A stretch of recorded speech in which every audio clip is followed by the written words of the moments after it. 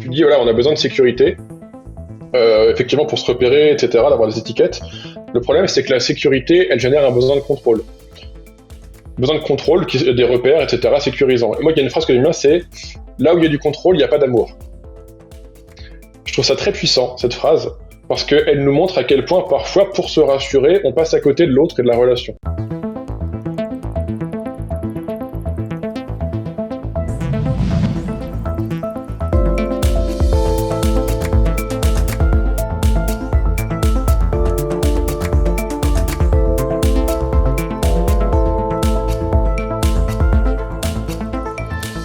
Salut les curieuses, salut les curieux. Aujourd'hui, j'ai la chance d'avoir rendez-vous avec Robin Dardeau, homme podcasteur passionné par l'humain et ses fonctionnements, psychologue clinicien, père formé à l'Internal Family System, à la CNV, mais également pourvu d'un ethos, d'un logos et d'un pathos.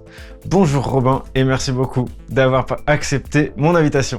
Bonjour et merci à toi, c'est un plaisir d'être là, aux côtés de certains géants sur les épaules de qui je suis. Touché de ta présence aujourd'hui et du thème qu'on va aborder tous les deux.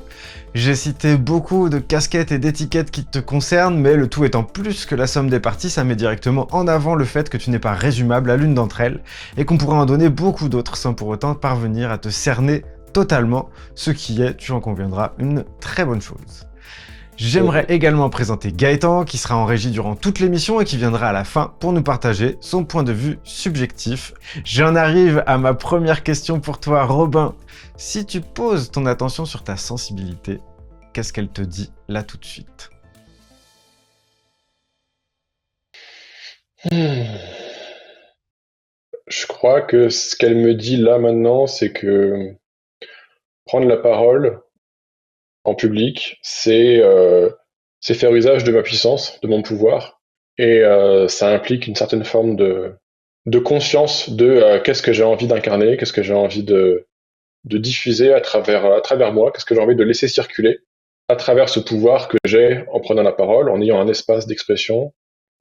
Je peux à la fois participer à faire du bien dans le monde, etc., à avoir un impact, ou je peux aussi contribuer à détruire, à alimenter des polarisations, des mécanismes comme ça. Et donc, ça m'invite à avoir en tête l'impact de ce pouvoir, comment je m'en sers, on va dire. Ok. Ça t'amène à conscientiser ce qui est en train de se passer avant d'y aller. Ouais, à conscientiser ce qui est présent, ce qui va se manifester à travers moi, et du coup à faire des choix, parce qu'il y a pas un seul truc qui se manifeste, il y a plein de choses, c'est assez riche à l'intérieur. Et du coup, ça implique de décider, ok, sur quoi je mets mon attention, sur quoi je choisis, voilà, dans quelle direction je vais aller, pour justement mettre de la conscience sur ce à quoi je participe, on va dire. Je sais pas si c'est clair ce que je dis, mais... Si, je vois tout à fait. Et c'est intéressant comme point de départ. D'ailleurs, cette question que je pose à tout le monde, c'est la question rituelle de début d'interview maintenant. Ça fait déjà un petit moment.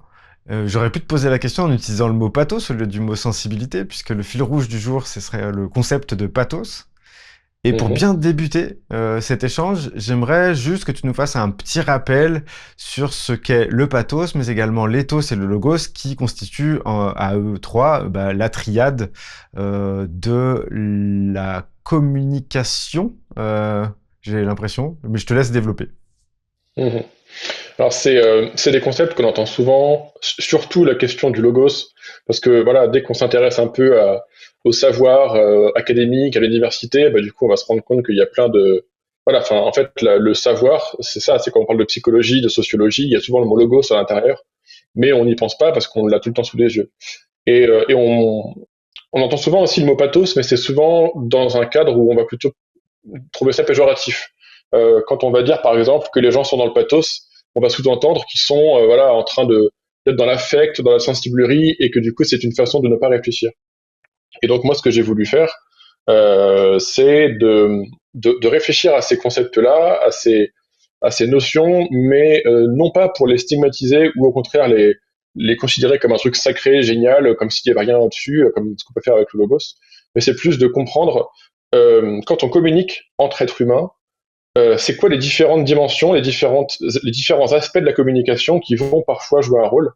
Et Et je trouve ça intéressant de cloisonner, mais juste pour comprendre, hein, pas pour essentialiser, mais vraiment de séparer les différents aspects de la communication, parce que ça permet d'avoir de la clarté sur qu'est-ce qui passe, de mieux comprendre pourquoi des fois on n'arrive pas à se comprendre, euh, ou pourquoi au contraire c'est parfois très facile de se comprendre sans effort.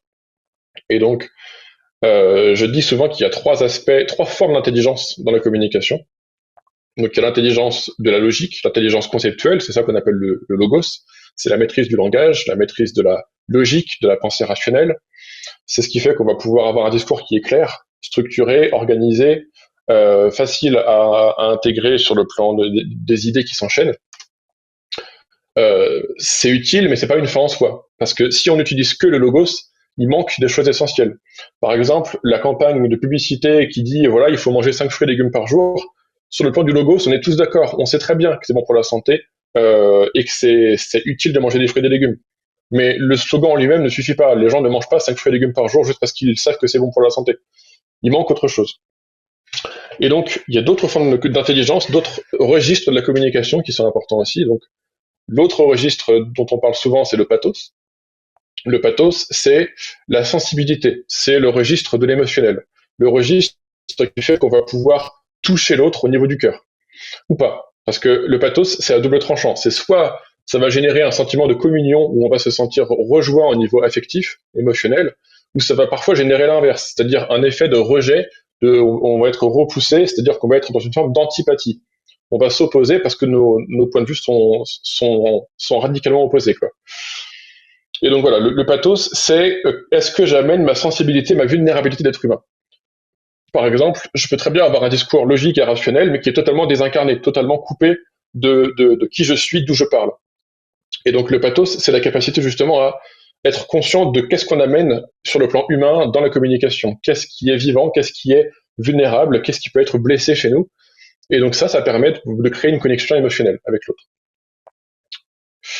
Et ensuite, le troisième registre, c'est ce qu'on appelle l'éthos. L'éthos, c'est quelque chose qui est distinct de la logique et de la sensibilité. C'est quelque chose qui est davantage en lien avec la posture, l'attitude. Comment on se présente à l'autre dans le non-verbal, est-ce qu'on est perçu ou non comme une forme d'autorité, est-ce qu'on est quelqu'un qui inspire confiance ou qui inspire la méfiance dans son comportement en fait. Et donc si on doit simplifier, on va dire que le logos renvoie à la logique mentale, le pathos ça renvoie aux émotions et à la reconnaissance sociale, etc. Et l'éthos ça renvoie vraiment à la question du charisme, à la question de la capacité à faire autorité, la capacité à avoir de la maîtrise de soi et à maîtriser son environnement en fait. C'est quelque chose de plus instinctif, on va dire. Je sais pas si c'est clair, mais voilà. Si c'est clair. C'est clair, et puis du coup, on va focaliser aujourd'hui un petit peu plus sur le pathos, mais bien entendu, on va aussi avoir besoin du logos et de l'éthos pour compléter parfois ce qu'on est en train de dire, et puis même pour en parler, finalement.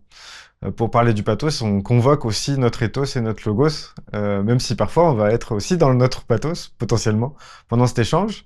Donc évidemment, bienvenue aux digressions, bienvenue aux envies pour toi de rebondir sur des trucs que ça t'évoque, etc. Moi, ce que j'ai remarqué, c'est que quand je faisais des recherches sur ces trois termes, c'est des termes qui ont été beaucoup appropriés par la rhétorique. En rhétorique, qui est l'art donc de communiquer, justement, on va essayer de contrôler, de maîtriser ces trois notions pour en faire une version équilibrée. C'est considéré comme étant la base de la prise de parole réussie, le fait d'équilibrer ces trois pôles. L'éthos revient à mettre de soi dans ce qu'on dit, à être cohérent dans le fond et dans la forme, à incarner son propos. Le logos, ça va être de mettre de la logique, de la rationalité, de structurer son propos et d'en faire un récit intelligible et pertinent, avec pourquoi pas des sources, avec des citations, etc. Et le pathos, bah, c'est la dimension émotionnelle. Et alors, en rhétorique, j'ai remarqué que c'était la dimension émotionnelle, c'était susciter de l'émotion chez le public. Donc, maîtriser son émotionnel pour pouvoir susciter de l'émotionnel chez le public, un petit peu de façon calculée, comme si on avait besoin de prédire ce que ça allait toucher chez le pathos des autres et comment le faire, comment faire au mieux pour toucher ce pathos chez les autres. Et donc, si on enlève un de ces trois piliers, ben, on perd en efficience. Si on en enlève deux, on glisse vers la prise de parole indigeste. Ça te va comme résumé? Oui, oui, c'est bien. Et d'ailleurs, merci pour tes précisions parce que j'ai omis un truc important, c'est la notion de congruence. Dans l'éthos, il y a vraiment cette capacité à effectivement avoir une cohérence entre ce que tu dis et ce que tu fais pour être crédible, pour inspirer confiance. Parce que si effectivement il y a un décalage, du coup, t'es pas, c'est bidon en fait. T'es considéré comme quelqu'un qui dit faites ce que je dis parce que je fais, et du coup, on n'a pas envie de t'écouter, quoi. Et comme tu dis, c'est un truc qui est très ancien, hein, cette triade de rhétorique, ça vient de l'époque voilà des présocratiques, enfin ça a des milliers d'années. Et vraiment l'enjeu, c'est un truc important pour moi dans la communication, c'est que communiquer, c'est pas uniquement produire de la parole, c'est pas uniquement s'exprimer. Communiquer de façon efficace, c'est être sûr que les gens à qui on s'exprime vont recevoir le message, que ça va pas être déformé, interprété. C'est la capacité à être efficace dans l'art de transmettre du signal à l'autre qui va le recevoir sans que ce soit trop déformé. Et donc, effectivement, ça implique une maîtrise de soi, une maîtrise de son émotionnel pour ne pas uniquement, entre guillemets, déverser quelque chose de façon un peu dégoulinante, mais pour plutôt exprimer des choses d'une façon qui va justement susciter l'empathie de l'autre, sa sympathie, et pas générer du rejet. Ouais, ouais, et j'ajouterais même que, en fait, on peut manquer de conscience sur un ou deux de ces piliers.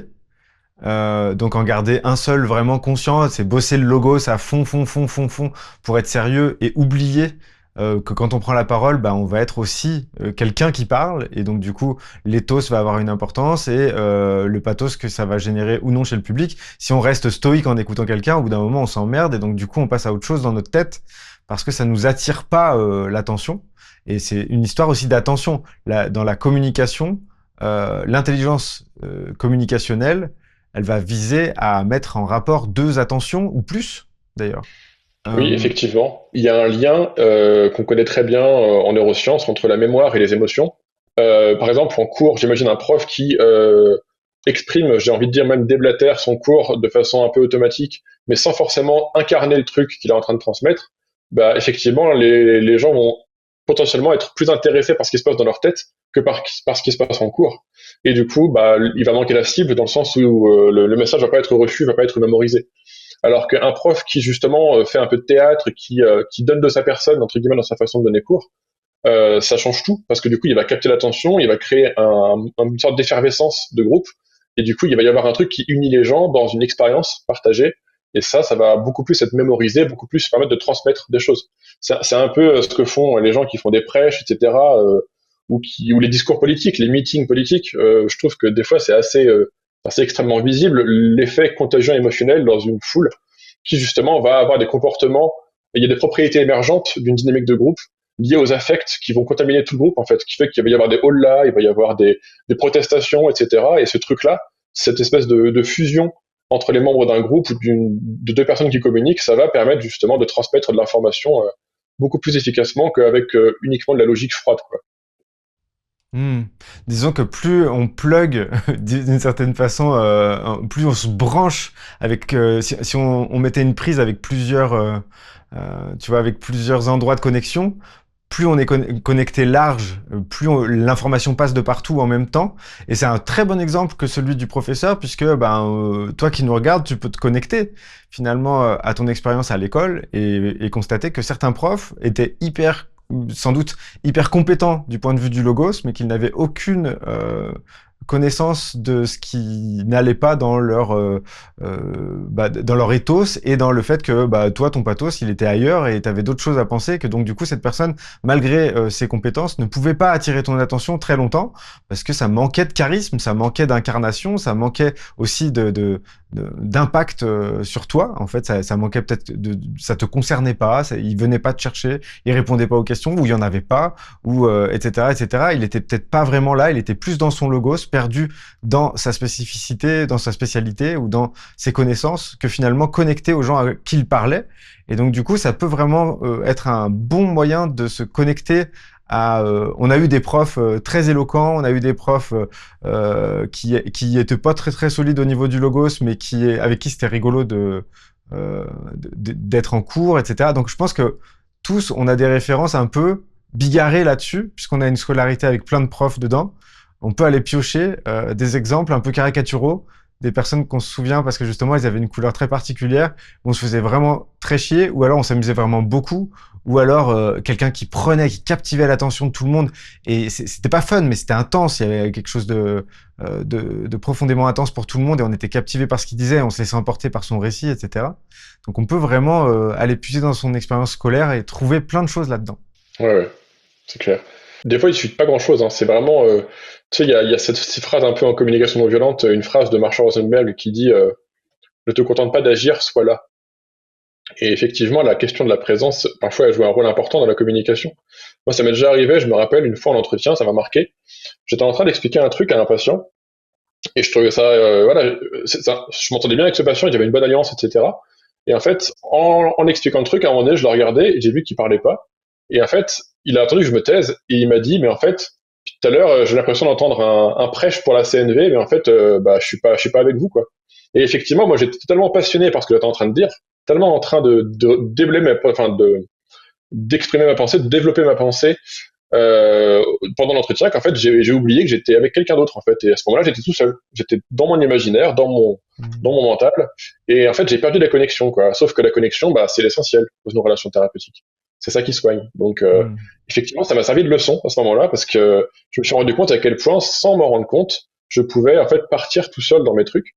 Et ça peut être assez violent en fait à l'autre de subir ça entre guillemets parce que bah c'est comme s'il n'était plus le sujet dont il était question, mais simplement il devenait une sorte de ouais, un réceptacle de mon prêche quoi.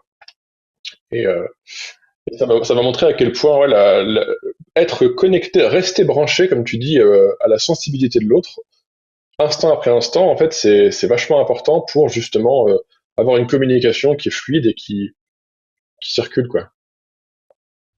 Ouais, je suis d'accord. Bah, si on est si on se pose sur l'exercice qu'on est en train de faire tous les deux, si tu veux, j'ai plein de questions et je pourrais les sortir les unes après les autres, sans rebondir sur ce que tu proposes. Et en fait, je fais un mix entre les deux. À des moments, je laisse la discussion partir sur ce qui est vivant et ce qu'on est en train de partager. Et à des moments, je recadre pour qu'on reprenne le fil. Mais c'est une danse entre les deux, en fait, qui se joue. Et puis, entre d'autres trucs également. Là où j'aimerais aller suite à ce qu'on vient d'établir comme introduction à ce thème. Du coup, c'est un triptyque et ce triptyque-là, même si on n'est pas conscient, même si on a plus bossé son logos, ben on ne peut pas ne pas communiquer, c'est ça qu'on dit.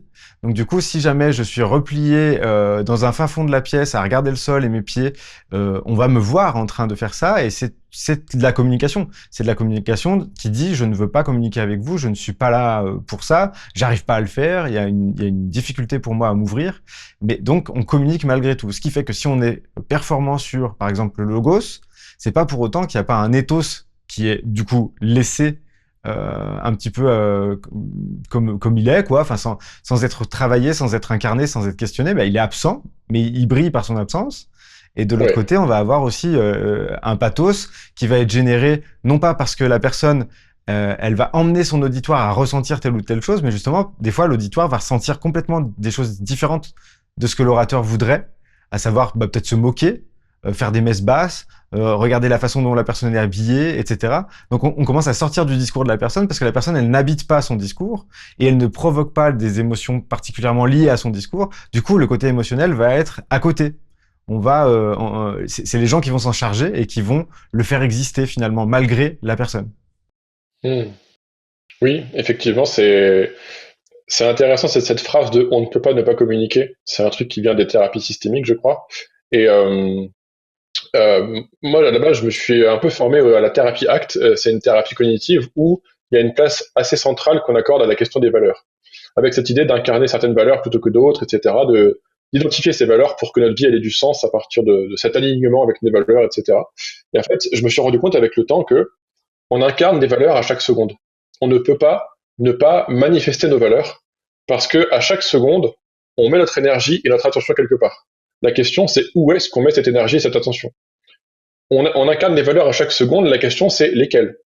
Parce qu'effectivement, quelqu'un qui, par exemple, dans son comportement, va rester dans un coin de la pièce, etc., il incarne des valeurs. Il incarne des valeurs autour de l'isolement, autour de l'introversion, des choses comme ça, de certains. Il manifeste des choses, et quelqu'un qui, au contraire, va être avenant, va aller vers les autres, il incarne aussi des valeurs.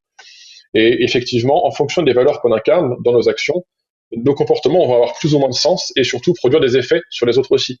Parce que du coup, on va toujours réagir les uns aux autres en fonction de ce qui est incarné, en fonction de ce qui est incarné, qui va soit générer de la sympathie ou de l'antipathie, soit on va se sentir proche de quelqu'un, on va se sentir en communion parce qu'on partage les mêmes valeurs, ou au contraire, on va se sentir différent et du coup, ça va générer un malaise, voire le début d'un certain conflit, même s'il n'est pas forcément explicité, etc. Et comme tu dis, en fait, nos actions ont des conséquences sur les autres. Et ne pas choisir est aussi un choix. En fait, on choisit de pas choisir. Et ça, c'est pareil, ça porte des valeurs. Et du coup, les gens autour de nous vont réagir à ce qu'on incarne. Et tu vois, c'est pour ça qu'au début de cet échange, je te disais que ma sensibilité m'amenait à mettre de la conscience sur qu'est-ce que j'avais envie d'incarner. Parce qu'effectivement, en fonction de ce que je dis, en fonction de comment on échange, en fait, on transmet quelque chose. On transmet un exemple qui va potentiellement avoir des effets bénéfiques ou délétères en fonction de comment on l'incarne. Hmm. Ouais, je te rejoins là-dessus et c'est important en fait. Je trouve que c'est vraiment un super sujet. Le sujet du jour m'enchante et je suis ravi de l'aborder avec toi. Et il y a dans justement donc le mot en particulier qu'on va aller explorer tous les deux, c'est pathos. Et on voit que en fait il y a énormément de mots qui sont rattachés à cette racine, on pourrait dire, à cette origine. On a le mot de pathologie, empathie, sympathie, antipathie, apathie, pathétique, également le mot patient et le mot patience qui sont dérivés de ça. On voit avec ces différents mots dérivés du pathos qu'ils peuvent être une absence de mouvement ou le fait de subir ce que le réel nous fait jusqu'à en développer une maladie, ou bien il peut être un mouvement volontaire de connexion à l'autre, soit en étant confondu avec lui, soit en étant distinct de lui. Je trouve ça intéressant parce qu'en fait, c'est comme si le pathos, il y a plein de gens qui ne le maîtrisaient pas. Ce mot-là, ça va paraître scientifique, et pour autant, on connaît les mots qui en sont dérivés, et c'est le centre de ces mots-là. Donc c'est pour ça que c'est intéressant peut-être de s'y attarder un petit peu. Hmm. C'est intéressant. J'ai lu un livre il y a pas très longtemps, il y a peut-être un an, de Carlos Tinoco sur la sensibilité, un tout petit bouquin de philosophie, et j'ai trouvé ça génial parce que il m'a permis de comprendre en profondeur qu'est-ce que c'est que la sensibilité et la différence entre le bruit et le signal, dans la communication notamment, mais même à l'échelle du vivant en général. Parce qu'un être vivant, on va considérer que c'est quelque chose qui a une membrane qui permet d'avoir des constantes chimiques différentes à l'intérieur et à l'extérieur. Tu vois, un être vivant comme nous, un humain, on va maintenir la température à 37 degrés, on va maintenir un environnement, un certain pH, etc., parce que c'est des conditions qui sont propices au fonctionnement de nos organes. Et du coup, si on a trop froid, trop chaud, etc., ça va altérer notre fonctionnement biologique. Et en fait, la sensibilité, souvent, ça va être justement quelque chose qui va permettre soit d'être touché ou de ne pas être touché par l'environnement, en fait. Tu vois, quand on parle de pathologie, etc., justement, la pathologie, c'est souvent quelque chose qui génère une souffrance. Et dans la question du pathos, il y a cette question de la souffrance qui est centrale.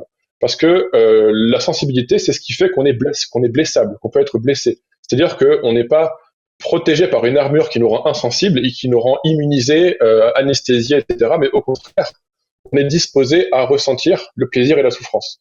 Et c'est ça aussi le pathos. C'est une ouverture à l'expérience émotionnelle, qu'elle soit agréable ou désagréable. Et effectivement, ce qui est amusant aussi, c'est que tu disais que c'est lié à, je sais plus comment tu disais ça, mais tu parlais du fait que c'était utilisé par beaucoup de gens, en fait. Et ce qui est intéressant, c'est que souvent, le pathologique, c'est ce qui va s'opposer au normal. Tu vois, quand Guilhem il a écrit un bouquin comme ça, le normal et le pathologique, etc.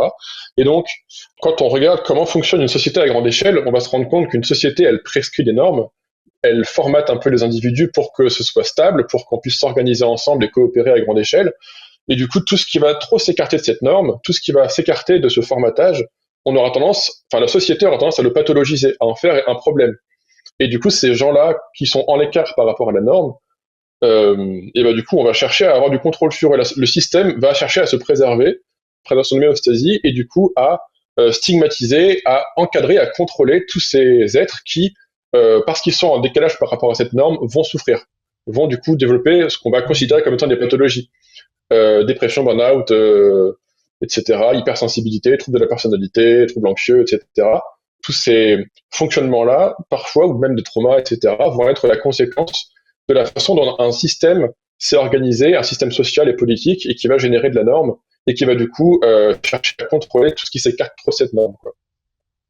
Et donc, Mm. effectivement, ça va générer des mouvements d'attraction et de répulsion, entre guillemets. Il y a des gens qui vont s'agréger parce qu'ils vont avoir une sensibilité particulière, et des gens qui vont, au contraire, se faire la guerre et s'opposer parce que leur sensibilité, leur valeur génère une incompréhension, voire même des conflits, quoi.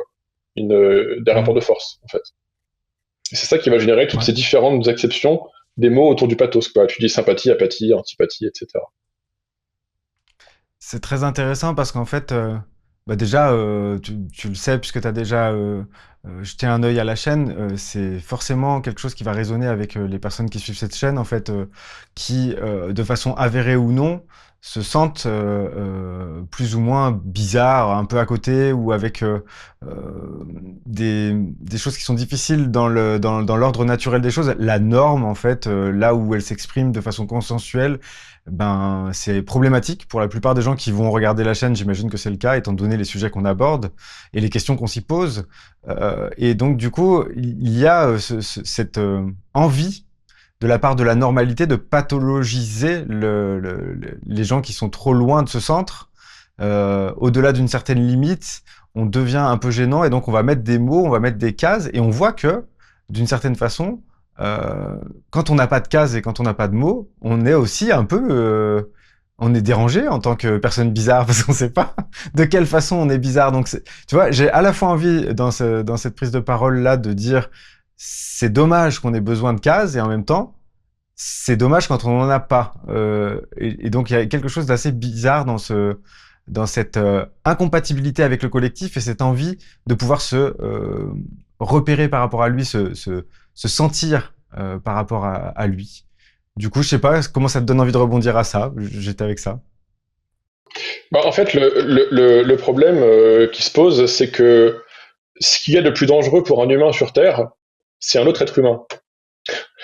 Et donc, dans la mesure où ce qu'il y a de plus insécurisant pour nous sur Terre, c'est les autres, en fait, potentiellement, et ben du coup, on va avoir besoin, pour se sentir en sécurité et pour s'organiser collectivement, de pouvoir identifier parmi les êtres humains autour de nous qui est quelqu'un avec qui on va pouvoir coopérer, avec qui on va pouvoir s'entraider, ou qui va potentiellement chercher à nous nuire ou nous exploiter ou nous faire du mal.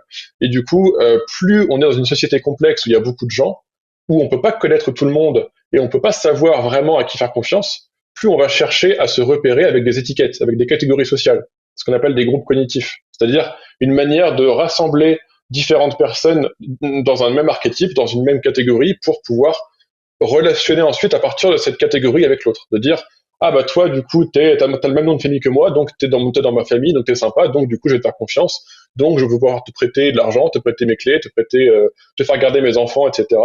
Alors qu'un inconnu, ah bah toi du coup je te connais pas et en plus tu gueules tout le temps le soir, etc. Je te prêterai pas, je vais pas te faire garder mes enfants, etc. Parce que je considère que je peux pas te faire confiance, quoi. Et et voilà, donc c'est un peu ce qu'on appelle, enfin il y a ce truc qu'on appelle le nombre de Dunbar. C'est un seuil au-delà duquel on ne peut plus avoir une relation d'intimité directe avec les personnes et on va avoir besoin de catégoriser les individus en groupes sociaux, quoi. Et effectivement, le problème de ces catégories, c'est qu'on va avoir tendance aussi à les hiérarchiser. On va avoir tendance à considérer que certains groupes sont plus importants que d'autres, à en prioriser et du coup à être discriminants avec d'autres groupes. Et ça, c'est inévitable à grande échelle, en fait, de catégoriser et de discriminer. Et le problème, c'est que ça va générer de la violence, justement. De la violence qu'on pourrait dire systémique, etc. C'est-à-dire, c'est une violence qui a lieu à grande échelle. Parce que, en fait, après, les groupes vont se catégoriser les uns les autres. On va recevoir, on va être héritier de ces catégorisations parce que nos parents et nos grands-parents faisaient déjà ça. Et le problème, c'est que du coup, quand on relationne avec des catégories sociales et pas avec des individus, eh ben, on est coupé de l'autre dans sa singularité, dans son ipséité, ce qui fait qu'il est unique, qu'il n'a pas deux comme lui, en fait. Et donc, c'est toute la problématique de pouvoir se repérer socialement et de pouvoir se sentir en sécurité, de pouvoir aussi savoir à quoi on appartient, à quoi on va s'identifier, hein, c'est les groupes d'appartenance, c'est, voilà, moi je suis homme blanc, hétéro, cisgenre, machin, ou je suis au contraire, voilà, neurodivergent, atypique, hypersensible. Tout ça, c'est des étiquettes, c'est des fictions, mais qui permettent de faire groupe et de se retrouver avec une sensibilité particulière, un vécu qui peut être similaire, et ça peut être vachement précieux de pouvoir échanger avec des personnes qui partagent notre vécu, avec qui on va pouvoir se comprendre au-delà des mots, au-delà de la seule empathie, aller plus loin que l'empathie, mais en ayant quelque chose qui est dans les tripes, qui est dans la chair, quoi. Le problème, c'est que c'est effectivement, si on se réduit à ces étiquettes et à ces rôles, en fait, on perd quelque chose. Parce qu'on n'est pas, comme tu disais au début de la vidéo, on n'est pas réductible à toutes ces casquettes, à toutes ces étiquettes. Il y a quelque chose de plus, quelque chose qui n'est pas réductible et qui n'est pas forcément conceptualisable. Parce que c'est quelque chose de vivant, c'est quelque chose qui évolue en permanence, c'est quelque chose voilà, qui est un peu chaotique en fait. C'est ça que je trouve beau d'ailleurs chez l'être humain, c'est à quel point euh, les gens échappent toujours aux modèles intellectuels qu'on construit pour essayer de les définir et de les catégoriser. Les modèles sont jamais opérationnels à 100%. Il y a toujours des contre-exemples, il y a toujours des failles, il y a toujours des limites. Et du coup, à un moment donné, les catégories, les étiquettes, ça suffit plus. En fait, à un moment donné, il s'agit de rencontrer l'autre, de se rencontrer soi au-delà de nos étiquettes et de voir, ok, mais en fait, qui est-ce que je suis au-delà de mes rôles, au-delà de mon rôle de père, de psy, de citoyen français, etc. Je suis quoi au fond? Qu'est-ce qui est vivant? Parce que en fait, j'ai tellement de rôles et je suis tellement plus que ces rôles qu'à un moment donné, en fait, voilà, je peux plus répondre à cette question. Je peux plus toujours dire, bah, je suis ceci, cela. Et en fait, si on pose cette question de qui suis-je suffisamment longtemps et suffisamment profondément, au bout d'un moment, en fait, c'est même au-delà de la pensée, en fait. C'est une expérience. Je suis, c'est une expérience. C'est un peu, tu vois, on attribue souvent à Descartes le dualisme. Un peu à tort, on considère que Descartes fait une distinction entre le corps et l'esprit. Ce qui n'est pas vrai du tout. En fait, la distinction dualiste de Descartes, c'est une distinction entre le corps qui inclut l'esprit, le corps physico-psychique, et l'expérience phénoménale du je suis. Une expérience qui n'est pas réductible à de la pensée. C'est je constate que je suis parce que je pense, mais ce qui pense en moi n'est pas réductible. C'est une expérience avant tout, en fait. Et c'est ça qui est intéressant, c'est de pouvoir aussi rencontrer l'autre là où il n'est pas réductible. L'autre n'est pas que un psy, l'autre n'est pas que un médecin ou un machin. L'autre est avant tout une conscience qui est en train d'expérimenter la vie, qui est paumée autant que moi, qui ne comprend rien à rien au fond et qui va mourir comme moi. Et on est dans la même galère et on peut se rencontrer au-delà de ces étiquettes, quoi. Hmm. Ouais, oui. Je suis unique comme tout le monde. C'est ça. Il n'y a rien de plus banal que d'être unique, quoi, que de se sentir unique. Hmm. Mais c'est intéressant parce qu'en fait, ça rejoint beaucoup de choses qui sont déjà évoquées sur d'autres moments qu'on a passés avec d'autres invités. Et notamment, en fait, j'ai fait un trajet, moi, en faisant cette chaîne, dans la compréhension du fait de passer, de dégrossir, en fait, si tu veux. On a besoin, pour comprendre le monde, de faire des gros sacs avec des gens dedans, avec des appellations qui font gagner du temps. Donc, on fait ce qu'on appelle des heuristiques ou des économies cognitives, histoire d'aller plus vite pour aller où ça nous intéresse. Mais là où ça nous intéresse, si on continue d'agir comme ça, en fait, finalement, on rencontre pas la dentelle que l'on peut rencontrer en se penchant. Le but, c'était d'atteindre un endroit où ça nous intéressait. Là, quand ça nous intéresse, on peut ouvrir. C'est d'ouvrir le plus possible à ce qui va être subtil, unique, indescriptible, et faire cette expérience pour de vrai. Or, je crois qu'on a tendance à s'en protéger. J'ai juste envie de dire un truc, c'est que il y a une phrase que j'aime bien, je vais y venir, c'est que tu dis, voilà, on a besoin de sécurité, effectivement pour se repérer, etc., d'avoir des étiquettes. Le problème, c'est que la sécurité, elle génère un besoin de contrôle. Besoin de contrôle, des repères, etc., sécurisants. Et le problème, c'est que le contrôle, moi, il y a une phrase que j'aime bien, c'est là où il y a du contrôle, il n'y a pas d'amour. Je trouve ça très puissant, cette phrase, parce qu'elle nous montre à quel point, parfois, pour se rassurer, on passe à côté de l'autre et de la relation. Et ce que je trouve, moi, les moments les plus précieux que j'ai vécu dans ma vie, je crois, de connexion et d'intimité, c'est des moments où j'ai pu être avec l'autre, on était terrifiés ensemble, et on pouvait être en lien avec cette peur, respirer avec cette peur, et se connecter dans cette infinie vulnérabilité qu'on partageait à ce moment-là. Et ça, c'est miraculeux de pouvoir avoir peur face à l'autre, qui a peur aussi, et c'est ok d'avoir peur. Et on respire, et on est ensemble. Et on n'a plus besoin de se réfugier derrière des étiquettes, derrière des concepts qui nous rassurent. On n'a plus besoin d'être rassuré puisque avoir peur, c'est OK. On se sent en fait suffisamment en sécurité pour laisser à la peur le droit d'exister, quoi.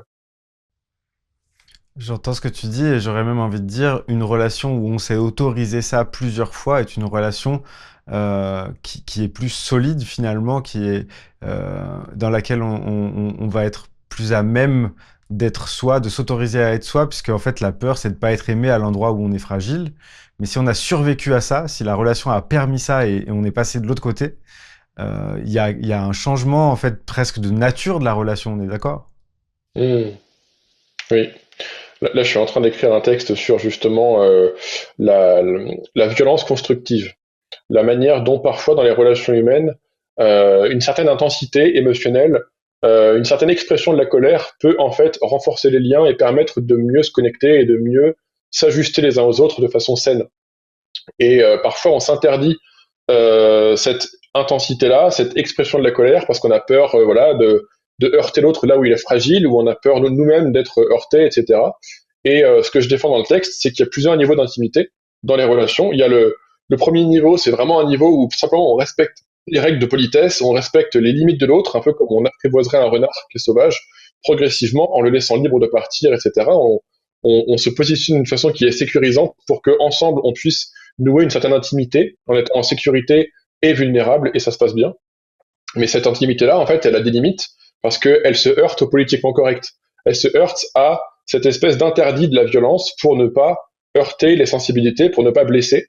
Et en fait, je crois qu'à un moment donné, on a besoin, pour aller plus loin dans l'intimité, d'accepter qu'il puisse y avoir des frictions, une certaine intensité.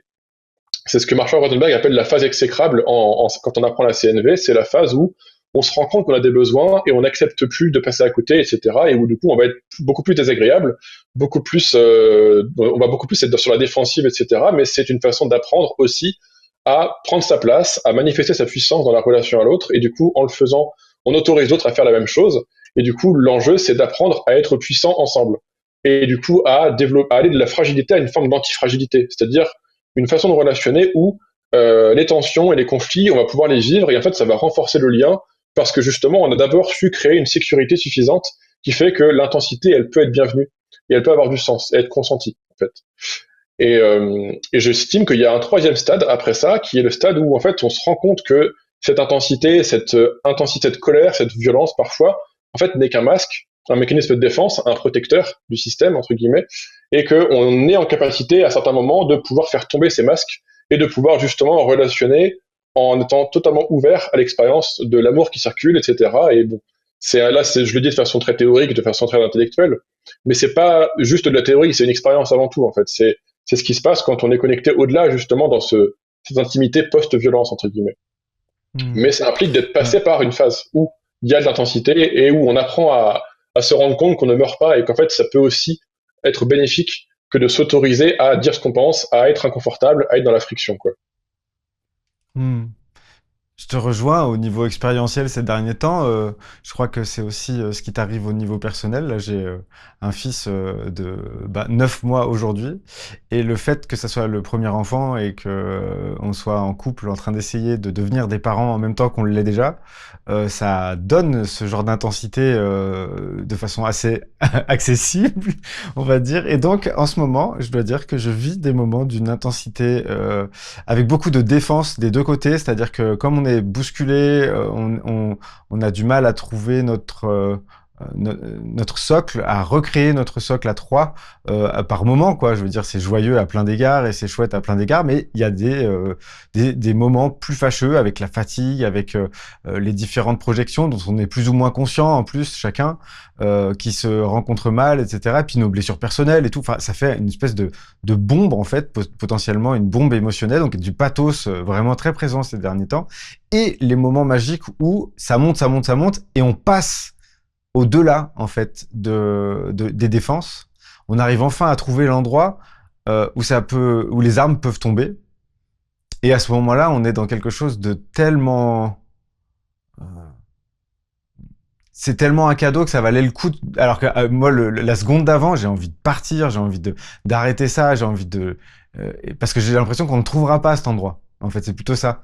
Au niveau personnel, moi, je suis en mode là, le ton de la discussion ne permet pas l'ouverture. Et je sais pas comment on se fait ce cadeau mutuellement. Au bout d'un moment, on y arrive quand même. Euh, et là, derrière ça, oui, il y a des choses qui sont vues de nous qu'on connaissait même pas soi-même. C'est-à-dire que c'est vraiment la situation qui permet de le vivre, de le laisser monter et de le voir ensuite. Ce que je trouve génial avec ça, c'est qu'on ne sait jamais comment ça va se passer. On ne sait jamais à l'avance ce qui va arriver parce que c'est un moment qui est co-créé ensemble.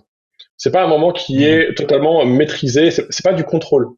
Et c'est ça qui fait que c'est de l'amour. C'est qu'on ne sait pas où on va, mais on y va ensemble et on invente la solution au problème qui se posait une seconde d'avant.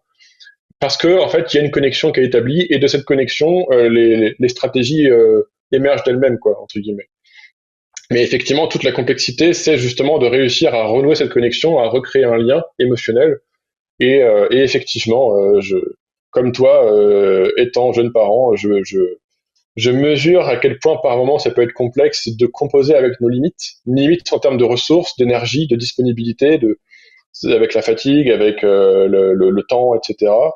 Et, euh, et je vois à quel point c'est précieux de pouvoir se souvenir que l'autre ne nous veut pas du mal ou que l'autre se souvienne qu'on ne veut pas du mal. En fait, que même si effectivement on est fatigué, on est agacé et que des fois on peut être plus sec ou tendu ou conflictuel, de se souvenir que c'est contextuel, que c'est lié à l'état dans lequel on est, mais que ce n'est pas malveillant en fait. Et de pouvoir se souvenir que une émotion, ça passe, ça ne dure pas, que c'est juste une tempête et que le vent souffle et que la tempête va progressivement se dissiper. Et si on peut faire ce que Padovani appelle rester avec, développer la restabilité, cette capacité à rester présent malgré l'intensité, malgré l'inconfort, et ben en fait, on se rend compte que ça part et on peut renouer derrière. Mais effectivement, ça demande une forme de confiance. Ça demande aussi de choisir de rester entre guillemets. Tu vois, l'autre jour, j'écoutais une interview de Alexandre Astier qui disait qu'il a tout le temps envie de tout abandonner. Que ce soit son travail, son rôle de père, son rôle de conjoint, etc. Il a tout le temps cette envie d'abandonner parce que c'est dur, parce que c'est fatigant, parce que c'est inconfortable. Mais au final, il n'abandonne pas. Ça veut dire qu'en fait, il choisit de rester. Alors que c'est normal que le cerveau nous amène à imaginer, ah, ce serait tellement confortable de tout plaquer, de refaire sa vie ailleurs, etc.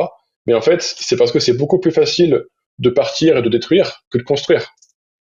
C'est beaucoup plus facile parce qu'il n'y a pas besoin de s'engager, il n'y a pas besoin de s'investir, de mettre des ressources.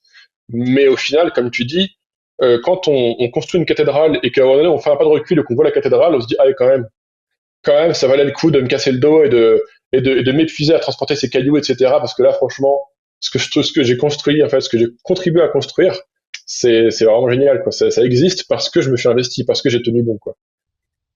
mm, mm. Eh ben, je fais une mini parenthèse pour dire que, donc, comme tu le soulignais en début d'interview, c'est vrai que sur cette chaîne, on a reçu des personnes bah, qui sont vraiment, je sais pas comment dire, mais des personnes quand j'ai lancé l'invitation, je me disais, ou si ça marche, ça va être super. Et effectivement, ça a toujours été super. Et ben, je tiens à dire que Alexandre Astier, c'est la personne à laquelle j'ai pensé en me disant, il y a deux personnes pour moi qui constituent les boss de fin, tu sais, de l'interview. Ce serait Alexandre Astier d'un côté et Lobvet de l'autre. Voilà. Oh Donc là, si toi qui regardes cette vidéo, tu as des liens qui vont jusqu'à eux. N'hésite pas à faire passer mon invitation. Je suis vraiment chaud pour aller jusqu'à ces boss de fin. Parenthèse fermée. Euh, du coup, on est sur un thème que j'avais dans mes questions, mais qui était beaucoup plus tard dans l'échange. C'est le thème de la relation amoureuse sous l'angle du pathos. oh. Et je me demandais juste, une relation amoureuse, est-ce que c'est une tentative d'harmonisation de deux pathos presque exclusivement?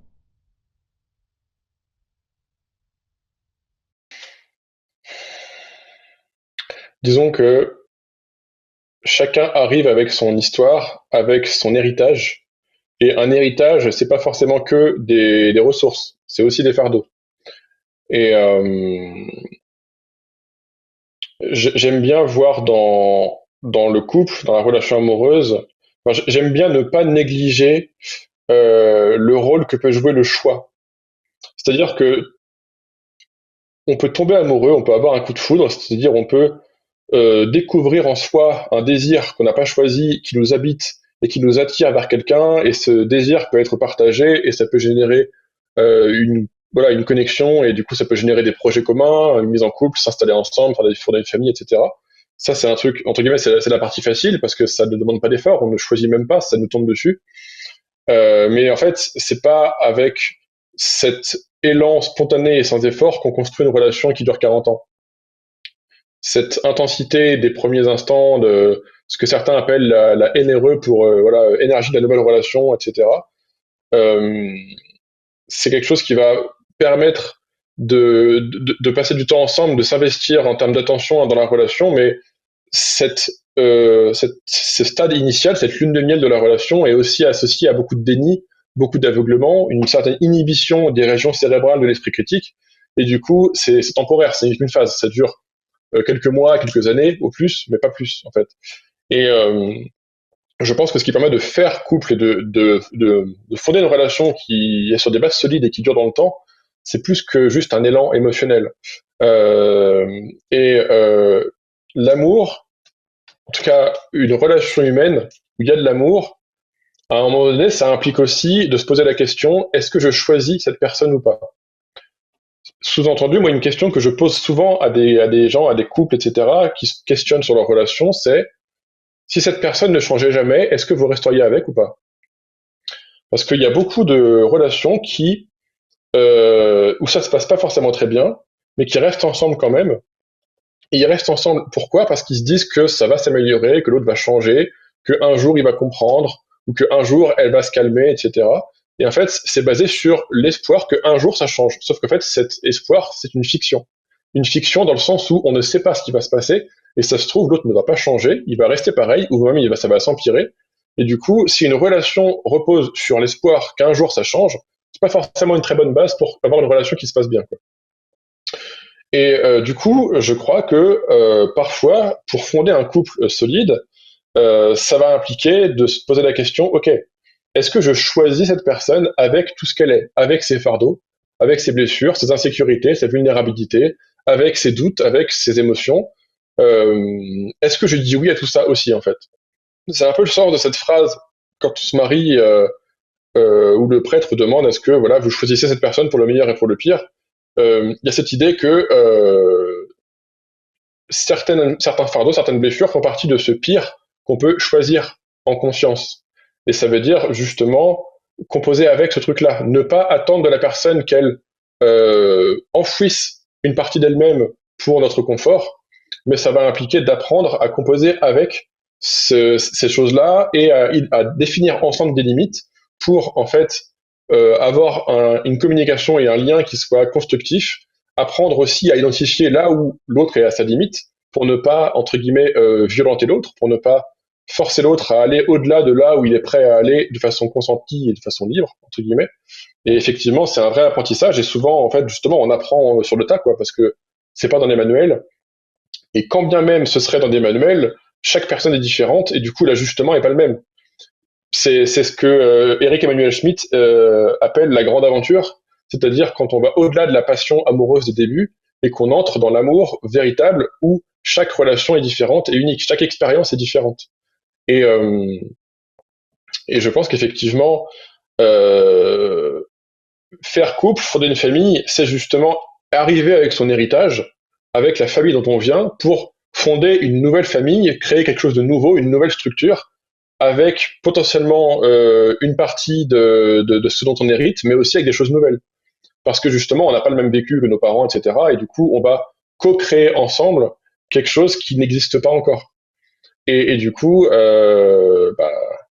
je dirais qu'effectivement, il y a une sorte de troisième terme, mais que c'est pas juste, enfin, c'est pas juste une combinaison des deux personnes qui arrivent avec leur héritage. C'est quelque chose de nouveau, quoi. Je- Hmm. ouais. Bah, un peu comme un enfant, justement. Ouais, de toute façon, j'aime bien l'idée Ça de dire symbolise qu'un bien ça, enfant, hein. c'est ça. Un enfant, c'est la manifestation incarnée de l'amour entre deux personnes, Hmm. effectivement.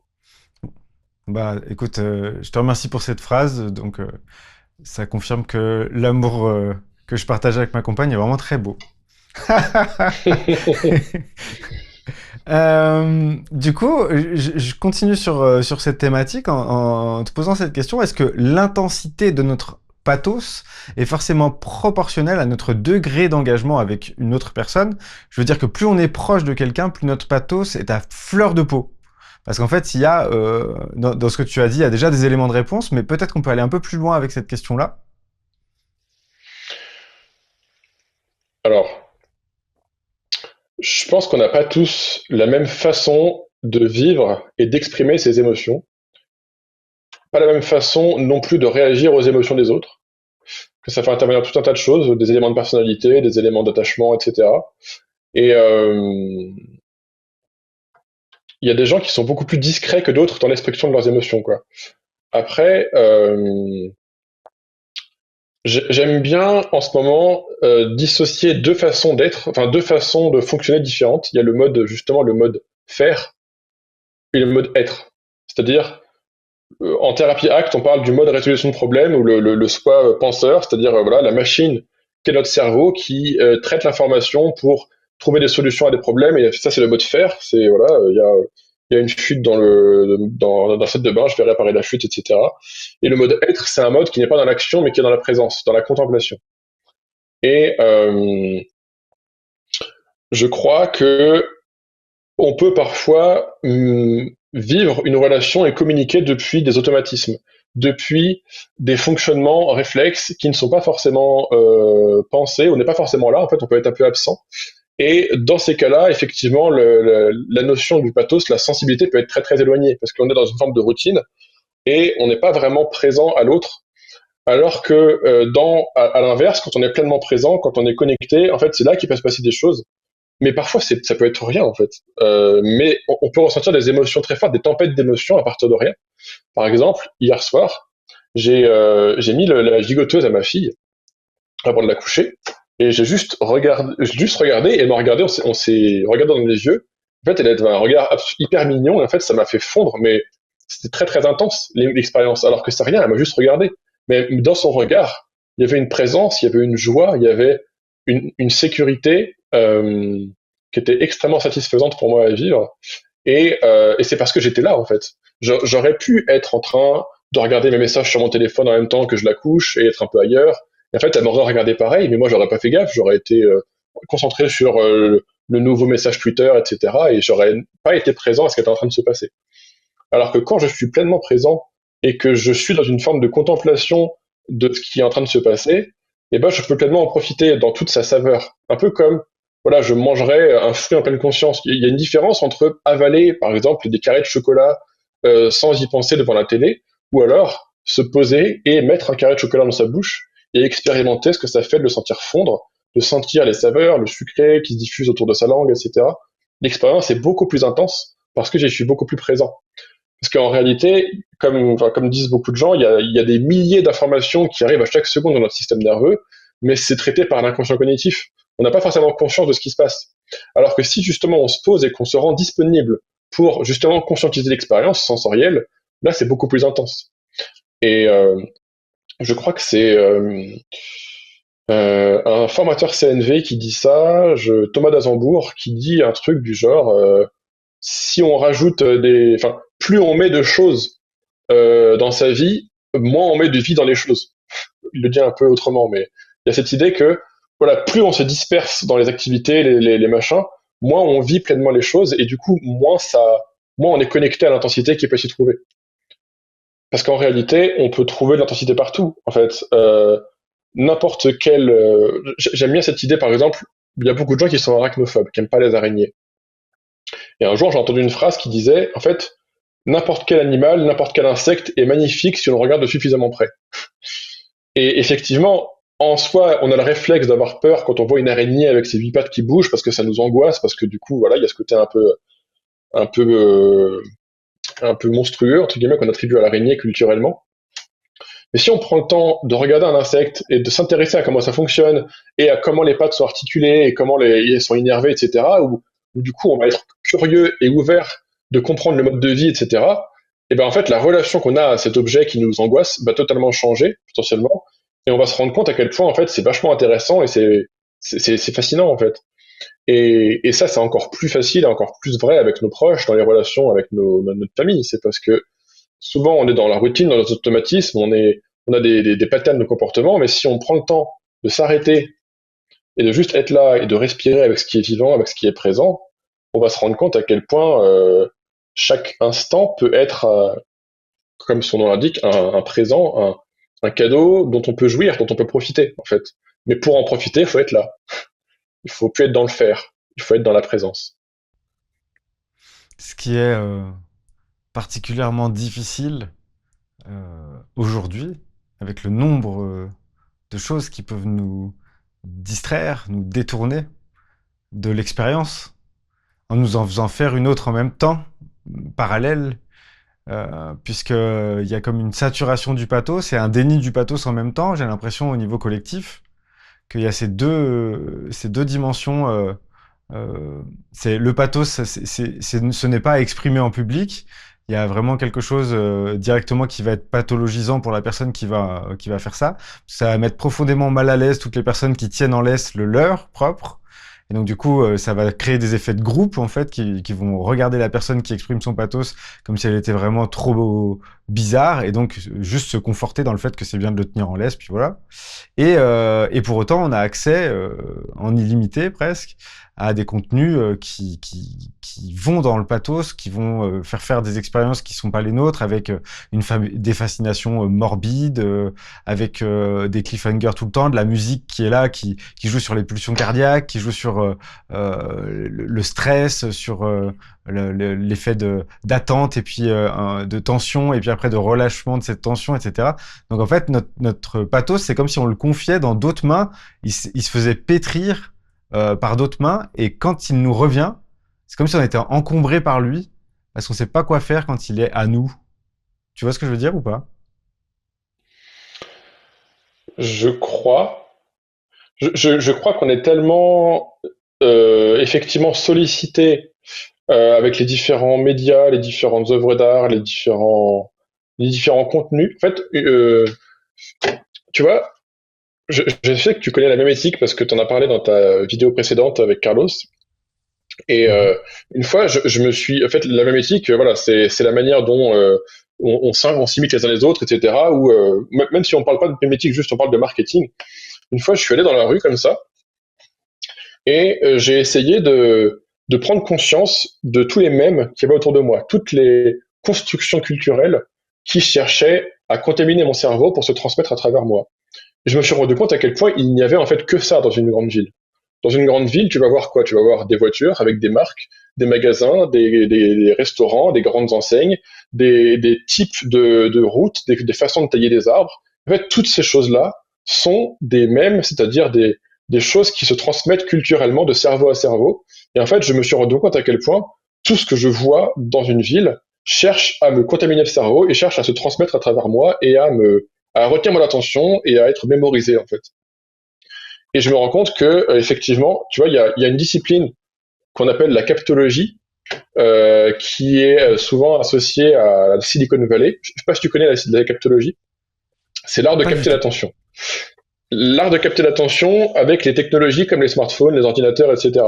Et du coup, en captologie, ce qu'on va chercher à faire, c'est à maximiser l'engagement des spectateurs, des utilisateurs d'applications, de réseaux sociaux, etc. On va se poser la question, comment faire pour que cette personne reste le plus longtemps possible sur une application, pour qu'elle regarde des pubs, pour qu'elle enrichisse les actionnaires, pour que du coup on chope des informations sur sa vie en observant le temps qu'elle met à écrire, la vitesse de frappe, le temps qu'elle passe à regarder une photo sur le fil d'actualité, etc. Et toutes ces informations-là vont être utilisées pour créer des profils utilisateurs et optimiser en fait l'exposition à des contenus pour faire cliquer, pour faire vendre. Et en fait, c'est un modèle économique. Internet repose là-dessus et en fait, l'attention des gens est une ressource qui est exploitée par des algorithmes, etc., pour maximiser le chiffre d'affaires d'actionnaires qui possèdent ces logiciels en fait. Et effectivement, le pathos, donc la sensibilité, la capacité à toucher l'autre, c'est aussi, d'un certain point de vue, d'un point de vue pragmatique et machiavélique, entre guillemets, une ressource qui peut être exploitée pour capitaliser dessus, en fait. Tu vois, dans le dernier film Matrix, Matrix 4, il parle de ça, de à quel point, en fait, on peut orienter des affects de populations entières, de groupes entiers, à travers la capacité à créer des affects. L'autre jour, sur Instagram, j'ai vu une image comme ça de quelques enfants qui sont des enfants palestiniens. C'était un post pour une campagne de financement de dons pour des actions humanitaires en Palestine. Et en fait, j'ai été presque atterré de voir à quel point j'étais beaucoup plus touché par cette photo d'enfants palestiniens que je voyais sur Instagram. Parce que j'ai vu l'enfant, en fait, j'ai vu son regard, quoi. Et j'ai été beaucoup plus touché à la seconde que effectivement lire sur un tweet que bah voilà, il y a eu 200 ou 500 morts suite à un bombardement d'Israël, etc. Et je me suis rendu compte à quel point voilà, cette phrase de Churchill elle était vraie, qui dit un mort c'est une tragédie, 1000 morts c'est une statistique. Parce que c'est théorique, on ne se représente pas vraiment ce que c'est que 1000 cadavres décapités par des bombes, quoi. Alors qu'un enfant qu'on voit en photo, bah, on peut se connecter, on peut se sentir, voilà, on peut se projeter, etc. Et ça nous impacte beaucoup plus émotionnellement. Et effectivement, le pathos, la sensibilité émotionnelle des humains, c'est pas de la magie, c'est des mécanismes neurologiques qui obéissent à certaines règles, à des lois biologiques, quoi. Et si on comprend ces mécanismes, en fait, on peut très bien réfléchir à des campagnes d'influence, à comment on peut orienter les affects des gens, par quel biais, soit avec des nudges, soit avec des campagnes publicitaires, soit avec des algorithmes sur les réseaux, etc. Et en faisant ça, en comprenant comment ça fonctionne, on va pouvoir justement orienter les masses, orienter des affects et éventuellement alimenter des polarisations, etc. Tu vois, c'est typiquement le procès entre Johnny Depp et Amber Heard. Certains des avocats de Johnny Depp ont volontairement diffusé sur Internet des extraits de conversations audio à des influenceurs sur Internet pour que ces influenceurs diffusent ces informations sur les réseaux sociaux, parce qu'ils savaient très bien que ça allait avoir un impact gigantesque sur l'opinion publique, qui lui-même allait avoir un impact non négligeable sur l'activité cérébrale des juges qui étaient responsables de l'affaire, et qu'en fait, en influençant la population, puis les responsables et les décisionnaires, en fait, ça pouvait orienter les décisions qui allaient être prises juridiquement. C'est, entre guillemets, une prise de pouvoir par la capacité à générer les affects chez les autres, en fait. Ouais. Mais On est dans le côté pervers en fait finalement tu dis la captologie, mais c'est presque la capturologie le mot qui conviendrait c'est vrai que d'utiliser, non? quand on comprend un peu comment fonctionne Internet et le modèle économique de ces plateformes, c'est assez effrayant, parce qu'on se rend compte à quel point, d'un certain point de vue, les citoyens sont un peu des vaches à lait, et leur attention est une ressource qui est exploitée, purement et simplement. Mais après, je veux pas non plus avoir un discours un peu catastrophiste et paranoïaque, comme quoi on est manipulé, etc., de façon machiavélique par des gens et qui sont juste malveillants. Je pense que c'est pas aussi simpliste que ça, et que c'est simplement des gens qui ont un salaire et qui sont payés pour faire leur travail, et leur travail, c'est d'augmenter le chiffre d'affaires de leurs actionnaires, etc. Et en fait, ils sont juste spécialisés dans cet art-là, et ça fait partie juste de comment fonctionne notre monde, qui veut tout optimiser et au point où ça déshumanise un peu le système, quoi. Cette capacité à faire converger les affects collectifs et à créer justement une sorte d'harmonie et une sorte de convergence, ça a aussi des effets bénéfiques, parce que c'est aussi ce que font les grandes religions, ce que fait le christianisme, c'est ce que fait en gros le chaman au coin du feu, en fait, qui va raconter une histoire et qui, à travers cette histoire, va générer un sentiment d'identité partagée, un sentiment de connexion, et du coup va faire que des gens vont s'entraider, vont se sentir liés ensemble par cette histoire, par ces affects qu'ils partagent, par ces expériences vécues ensemble. Et du coup, les récits, c'est aussi ce qui permet d'unifier des peuples et d'unifier des gens, des familles, un couple, etc. C'est la capacité justement à, par l'affect, par le discours, le récit, générer un sentiment d'être ensemble, d'être unis, en fait. Hmm. Je te rejoins là-dessus. Effectivement, le but du jeu ici, c'est pas d'aller dans une direction pour juste simplement rajouter du catastrophisme à la catastrophe. En gros, je suis content qu'on ait cet échange aussi parce que conscientiser son pathos, le fonctionnement de celui-ci et de celui des autres, potentiellement juste réaliser à quel point on ne connaît pas son pathos, puisqu'en fait on s'est jamais posé la question d'une certaine façon, de cette façon-là, et puis de voir que ce pathos en fait il est convoité, puisque quand on va vouloir capturer notre attention à divers étages, ou donc quand c'est de la pub ou quand c'est des jeux avec beaucoup de récompenses à la clé, alors qu'on n'a rien fait, on appuie juste sur l'écran et puis il y a des pièces qui sautent et c'est tout. Du coup, il y a différents levels, c'est-à-dire que nous, on va s'inscrire, cette vidéo va s'inscrire au milieu de cet océan Internet. Et puis, on a bon espoir que ça contribue.